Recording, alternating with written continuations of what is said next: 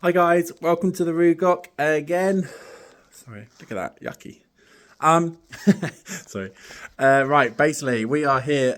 This is the barn, just finishing off doing the insulation, getting all the walls and other bits and pieces in the sides. I wasn't going to insulate them so much, so just slowed myself down.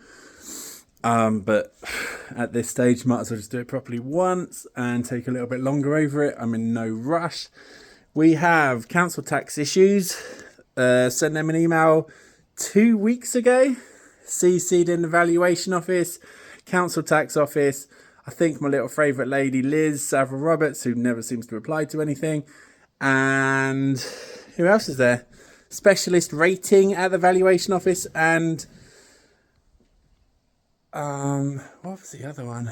Oh, I don't know. Just an endless email of every single email that's come through to say, could you please do your job properly? So I can't finish this building because if I do, they've already told me they're going to automatically band it as Band D. And as you'll see in here, it's a studio apartment / 1 bedroom property. So Band D is going to cost me 779 quid per calendar month. You don't even get a bin for that, ladies and gentlemen. So it'll be the third property that they're trying to bill me nearly 800 quid a month for. And frankly, can't be bothered and it's slightly unaffordable. So it's cheaper for me just to insulate it all up and I'll use it as storage. I'll put some bees in here or some screws or something. So that's pretty pointless. It'd be nice for the council to just get that done and get cracking. But as with everything these days, is there. Right, discharge notice. I think it only took about 4 attempts. We even chucked it into AI and even the AI bot said, these people are being pathetic and presumptuous. Is that the word? I don't know. Presumptuous? I don't know.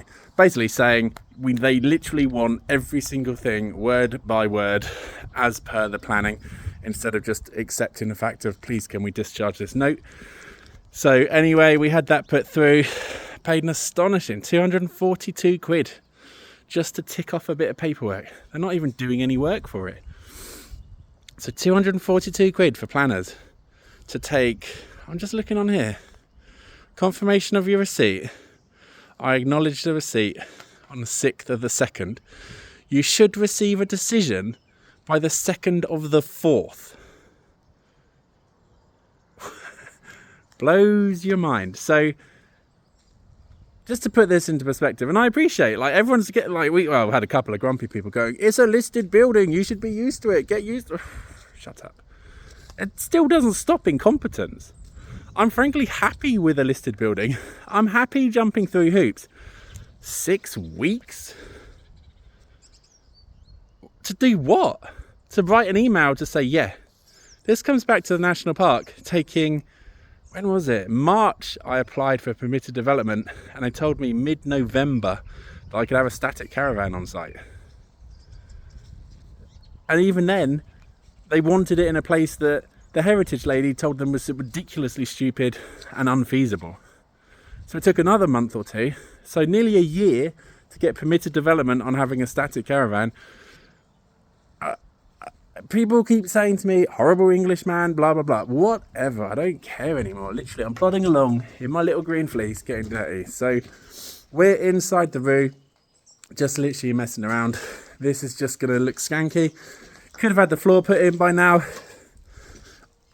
Archaeologist is on hold. He literally can't come and do his little pokey and say that the floor is not a ruin. I mean, it doesn't really look that way.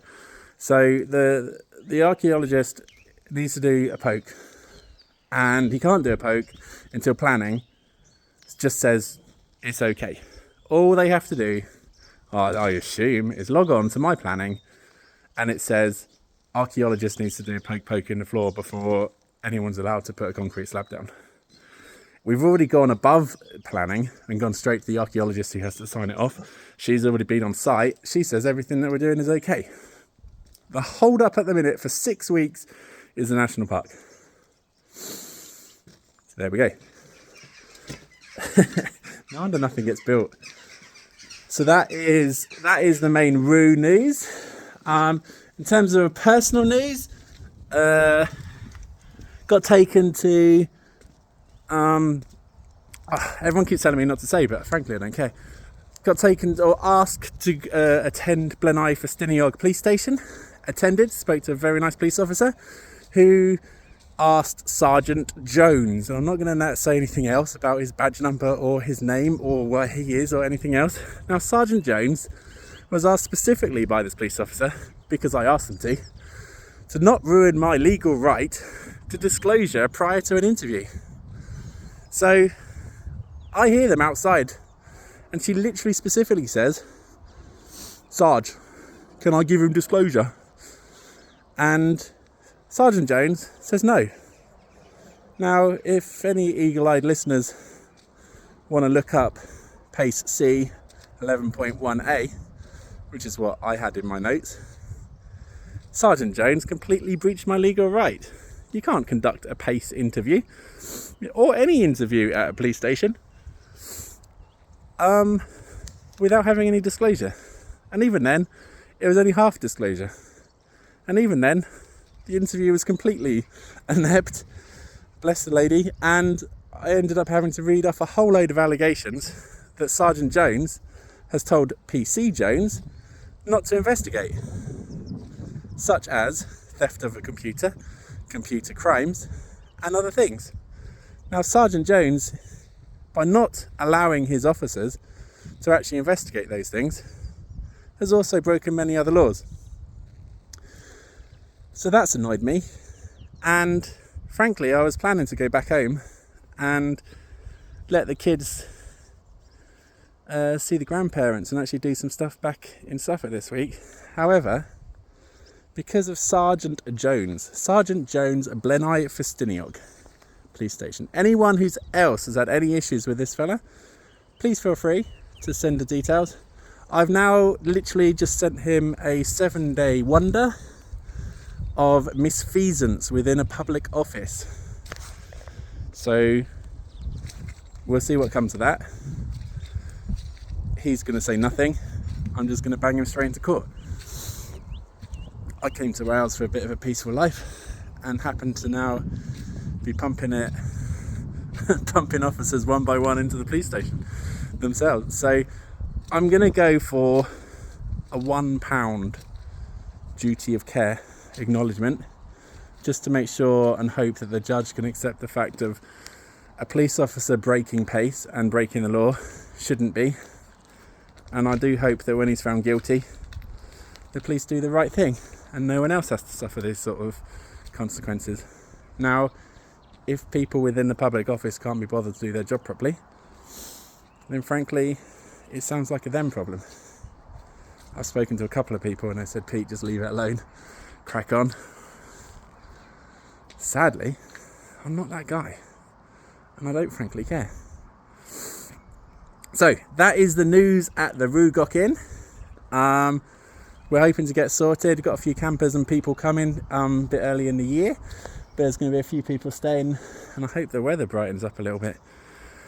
I really want to get this planning sorted so we can get the guys in, to get the concrete in, to get the breeze blockers in, so we can actually get this big building started, because it's really frustrating me now that this thing just looks so ugly and we're having to literally sit, I think it's 2.5, so mid-December I think we broke up the floor, if anyone can remember, when we had the digger in, or excavator. So that could have just been a rolling job all the way through, and it could have been an archaeologist, is there anything in the floor, poke, no, okay, cool, get cracking. Instead, we're on hold. So it allows me to get some more work booked in.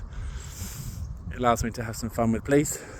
And in all honesty, we'll see how many police officers can pay for the Rugok. So maybe I won't do £1. Maybe I'll just actually try and take as much money as I can off him. So if I can take money from the police for not doing their conducting of their officer duties correctly, I swear that all of the money that's taken would be reinvested directly back into the Rugok for public duties. The thing that they should have been doing themselves and sadly couldn't. And rather than going and spending it on some fun, I will just put it straight into the work account and get cracking from there. That is my civic duty done for North Wales. Thank you very much.